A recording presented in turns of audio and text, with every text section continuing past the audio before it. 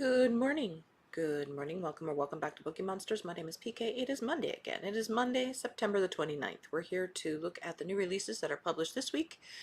And on Mondays, we look at the cozy mysteries. There are a lot of them. We're going to jump right into them.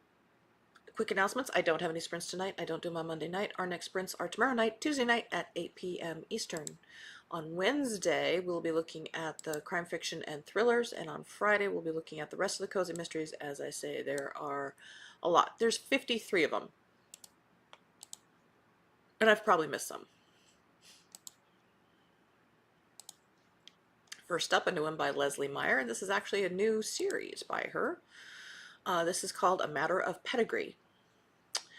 In an upscale Rhode Island enclave, a newly wealthy empty nester turned sleuth and her nosy dog Poopsie solve a baffling murder.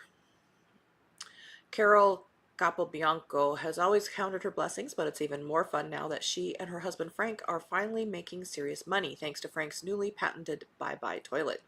With the kids finally on their own, Carol and Frank are empty nesters, which will give her uninterrupted time to add to her impressive straw collection and lavish care on her dog, her beloved, very spoiled Brittany Spaniel. The cherry on top is a hefty bid on a luxury co-op in a prestige building. But that dream is quickly flushed when the offer is refused by venture capitalist Jose Brown. Hearing the claim that the Capobiancos won't fit into their wealthy, snooty community, Frank is outraged enough to roar something about killing that old Yankee on his way out the door. 3 months later, Carol is shocked by the news that Jose has been bludgeoned to death.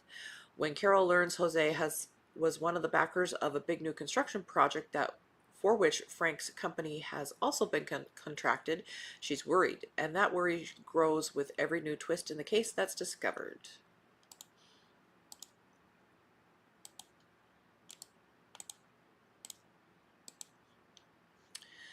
Death of a Tom Turkey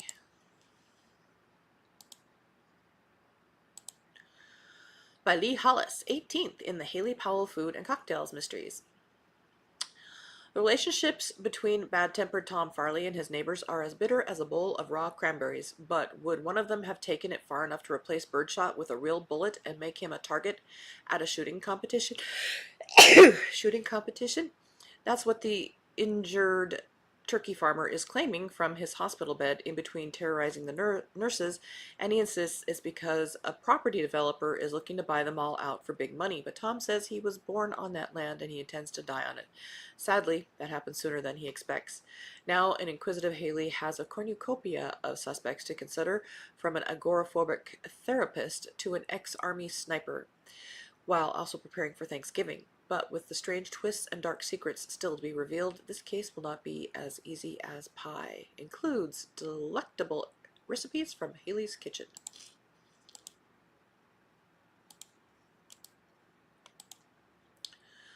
Lauren Elliott has a new one. Epilogue to a Christmas Murder by Lauren Elliott, 11th in the Beyond the Page bookstore mysteries. There's no place like the seaside Massachusetts town of Grayburn Harbor for the holidays, and there's no better feeling for Addie than donating to the Lighthouse Museum's 12 Days of Christmas charity fundraiser. Of the dozen books she'll be offering as prizes from her Beyond the Page books and curios shop, the most special volume is a first edition of The Gift of the Magi, imported from England, signed by O. Henry. Addie receives an unexpected Christmas bonus when the book is hand-delivered by visiting Detective Inspector Noah Parker, whom she met in England and has been daydreaming about ever since. But on the night Addie delivers the book to the museum, someone posing as one of Santa's little helpers swipes it, and the rest of the charity gifts. As if the theft wasn't bad enough, a body is found on the rocks outside the lighthouse, believed to be murdered. Now it's up to Addie to connect the clues, find the stolen goods, and catch a killer in order to usher in a happy new year.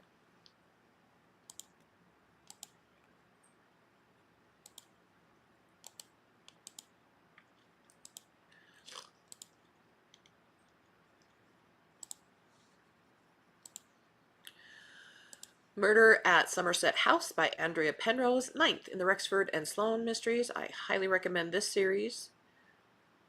I have read this one actually because I got it as an advanced reading copy. It is very good. This is set during Regency, but is during the early days of scientific discovery and industrial revolution Regency. So you learn lots of things about the exciting stuff going on then. Highly recommend it. A welcome interlude of calm has descended on Rexford and Charlotte, though with 3 lively young boys in their care and an unconventional circle of friends and allies, quiet rarely lasts long, and sure enough, in the dead of night, an old acquaintance appears and asks for help. His brother-in-law has been accused of murdering a fellow member of the prestigious Royal Society at their London headquarters, Somerset House. Rexford agrees to investigate with a little unexpected help from their young charges. Unexpected? Hardly, discovers that what seemed a simple case may be part of a darker, more dangerous plot where science, money, and politics collide. A mysterious new technical innovation threatens to ignite a crisis throughout Europe, with frightening consequences for London's financial world. There's also personal upheaval for Rexford and Charlotte when a shocking secret from the past brings a profound change to their family, testing the bonds of loyalty and trust as never before. Start at the beginning. Again, highly recommend that series. End of row 1. Richard Osman has a new one. This is a big week for Peoples. This is 5th in the Thursday Murder Club Mysteries. It's been a quiet year for the Thursday Murder Club. Joyce is busy with table plans and first dances. Elizabeth is grieving. Ron is dealing with family troubles. And Ibrahim is still providing therapy to his favorite criminal. But when Elizabeth meets Nick, a wedding guest asking for her help, she finds the thrill of the chase is ignited once again. And when Nick disappears without a trace, his cagey business partner becomes the gang's next stop. It seems the duo have something valuable, something worth killing for. Joyce's daughter Joanna jumps into the fray to help the gang as they seek answers. Has someone kidnapped Nick? And what's this uncrackable code they keep hearing about? Plunge back into action once more. Can the 4 friends solve the puzzle and a murder in time?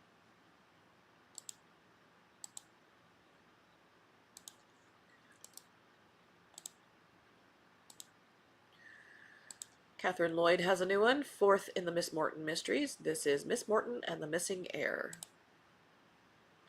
Distraught over her younger sister Susan's decision to leave for America and weary of shepherding her employer Mrs. Froggerton's daughter in her relentless pursuit of marrying a peer, Carolyn is dealt another blow when her family solicitors indicate they may have found the lost heir to the Morton earldom. I have another sneeze coming, I apologize.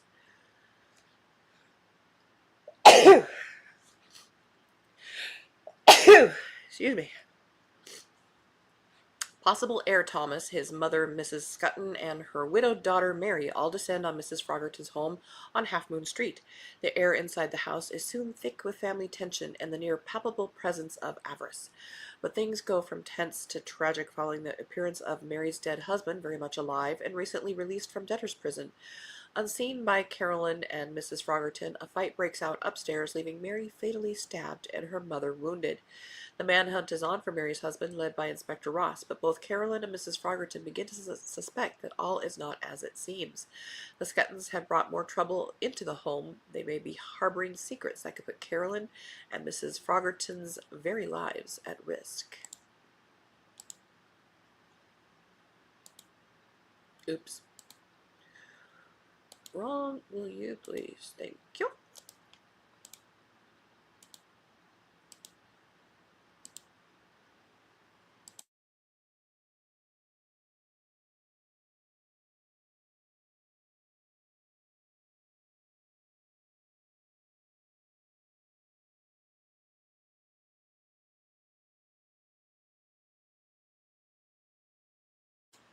Sorry about that. I had to blow my nose. Didn't want to put it out there on the internet. Mrs. Claus and the Very Vicious Valentine by Liz Ireland, 6th in the Mrs. Claus Mysteries.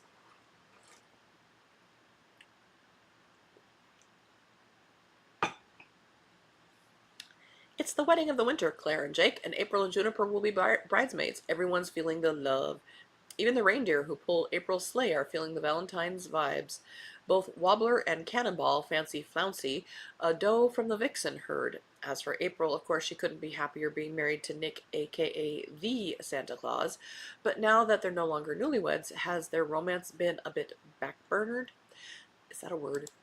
As the bridal party assembles at the order of elven seamstresses for a fitting, Juniper's new boyfriend, Sterling Redwinkle, stops by with a corsage. While he's pinning it on Juniper, he's pricked by a rose thorn and collapses.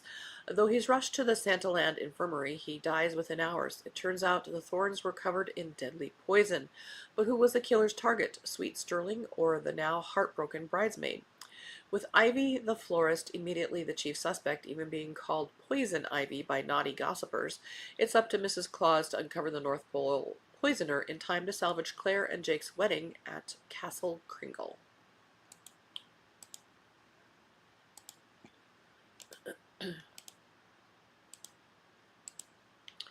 Murder in an Italian Piazza by Michael Falco, third in the Bria Bartolucci mysteries.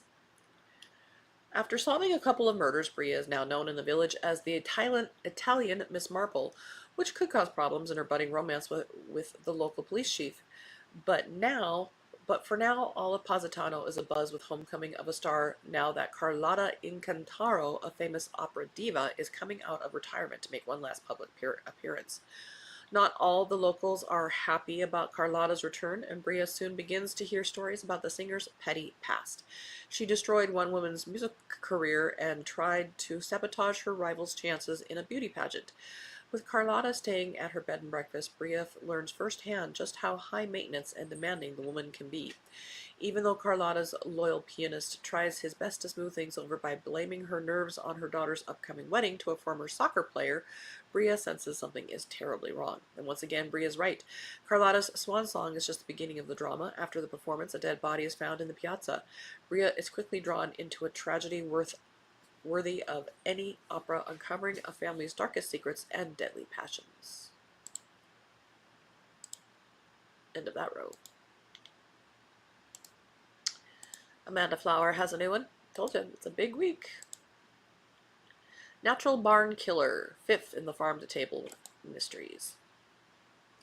Thanksgiving in Cherry Glen was supposed to be perfect for Shiloh Bellamy. With lingering questions about her grandmother's inheritance finally resolved, Shiloh has reclaimed Bellamy Farm's lost acreage and is feeling at peace for the first time in years. She's thankful for her thriving farm, her budding romance with Sheriff Milan Penbrook, and even her drama-free relationship with her family, well, for now.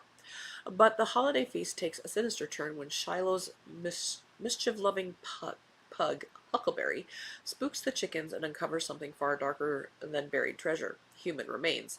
The skeleton's decades-old secrets rattle Cherry Glen, threatening to tarnish the reputation of Shiloh's beloved late grandmother. But Shiloh won't let anyone drag her grandmother's name through the mud. Determined to protect her family's legacy, she dives headfirst into the mystery, uncovering long-hidden truths that some in Cherry Glen would rather keep buried. With tensions rising, secrets surfacing, and danger closing in, can Shiloh unearth the truth before the past claims one more victim?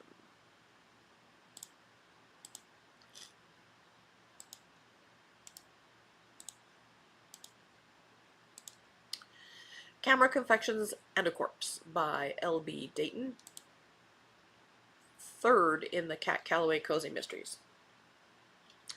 Head chef Cat Calloway thought co-catering a Halloween gala for the Food Network would be all treats, spooky sweets, and a dash of fun with her best friend Doll, and maybe even a stolen dance with dreamy pastry chef Bash Laurent. But the night turns frightfully grim when the arrogant host, Morris Day, drops dead mid-boogie, and a masked man dressed just like Bash vanishes into the crowd. Now Bash is in handcuffs, Doll's acting suspiciously sweet, and Cat's tuxedo, Cat Tux, has picked the worst night to vanish like a ghost. With her haunted holiday unraveling faster than a mummy's wrap, Cat grabs her metaphorical carving knife and dives into the case. From creepy costumes to sugar-fueled secrets, Cat must whip up a killer plan before someone else gets carved out of the picture for good. Because this time, it's not just her career on the chopping block, it's her heart.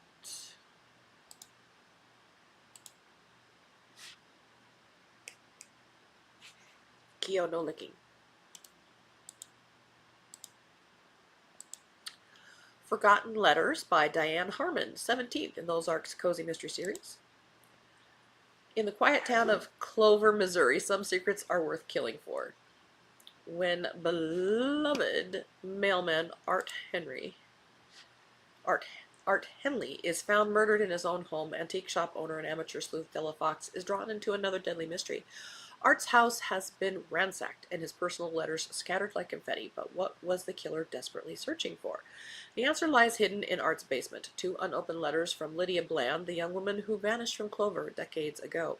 One letter is addressed to her family, the other to Tommy Denton, and both reveal shocking secrets that someone has been willing to kill to keep buried. As Della digs deeper into Lydia's disappearance, she uncovers a web of threats, forbidden love, and a pregnancy that changed everything. But when the investigation takes a dangerous turn, Della realizes that whoever forced Lydia to flee all those years ago is still pulling strings in Clover, and they'll stop at nothing to keep the past buried.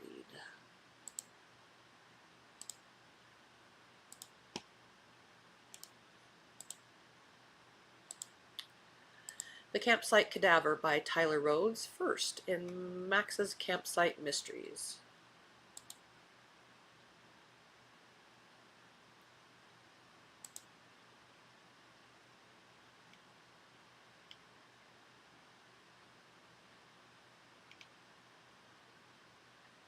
This must be like a second series for this author, because I'm sure he does another one. Ex-chef and van life convert Max Effort, no, he will never forgive his parents for the guaranteed to make you a winner name, is living the dream. Not only has he just remarried his ex-wife, it's a long story, but they've bought a rundown campsite and have decided to give up the nomadic lifestyle, at least in part, and build a new life for themselves with their best buddy, Anxious the Jack Russell Terrier. With the outdoors in his bones, Max has no intention of returning to a conventional life, and he and Min have vowed to pitch at different spots at the campsite every month of the year. Look, first it has to be his beloved 67 VW camper van, but with the option of tents, yurts, bell tents, and more if they can manage to actually get glamping set up and acres of space, they can continue to be close to nature while they make the renovations and begin their new business. Vowing never to return to his obsessive, stressed-out past as a chef working in a fancy 3 Michelin star restaurant, Max is determined to continue with his one-pot cooking every single night without fail. No more fancy meals served on slates or posh desserts nobody can even pronounce. It's good old one-pot wonders or bust. The new life is idyllic if hard work, but who cares? The newlyweds are together, and as a team they handle anything. Good job, too, as within days the house falls down, the septic tank explodes, and all the tap spring leaks, but at least things can't get any worse. Then there was a murder. Oh, and who's that weird bloke at the bottom of the campsite? Contains a stunning one-pot recipe at the end. End of that row. We are moving right along because there are 53 new books published this week in cozies, so we got to get through some of these. Murder, Magic, and Mayhem by Poppy Bridgman, 6th in the Witch of Henbane Island series. Just when she thinks she's got this witch thing all figured out, she comes face to face with a conspiracy of counselors and a paranormal killer. Cozy Facerna longs to avoid her past. Assigned a massive responsibility while still finding the way, the 20-something cautiously returns to Vancouver to help cover up enchanted ink graffiti seen by humans. And as the newly appointed guardian of the supernatural works to manage the magical mishap, a dead body drops. Dodging questions from people who used to know her, Cozy struggles to fly under the radar while tracking a murderer. But with the local council lying and outsiders dogging her steps, this newbie might be in a cauldron of trouble. Will she be able to sweep the disaster beneath the rug before her new home is ruined? Verity Bright has a new one. Yes. Kyo has a hairball. Yes. That is delightful. Thank you for sharing. Murder at the Royal Palace, 23rd in the Lady Eleanor Swift mystery series. Lady Eleanor Swift is at Buckingham Palace to see her new husband, Detective Chief Inspector Selden, knighted. Brimming with pride, all she can hope is that Gladstone the bulldog behaves himself in front of the king. Well, don't bring your dog. I'm sorry, I love dogs, but no. But the happy day is overshadowed when Dilly Dalrymple, a royal guard, collapses. The head of the royal police asks Eleanor and Hugh to investigate the murder, unofficially. This is her first clue that there's more to the story. Donning a disguise as a journalist for a well-to-do magazine, Eleanor, the butler Clifford posing as her photographer, interview the high-profile guests and residents at the palace. She wasn't expecting gossiping wives, affairs aplenty, and talk of long-lost treasure. Was Dilly killed to settle an old score, or was he perhaps a little too close to someone else's wife? But when another soldier is murdered at midnight, hours after the palace gates are locked, Eleanor knows she needs to keep her wits about her. And when everyone seems to have a reason to lie, can Eleanor dig up the truth before it's her head next? We have time for one more. Oh, Keo.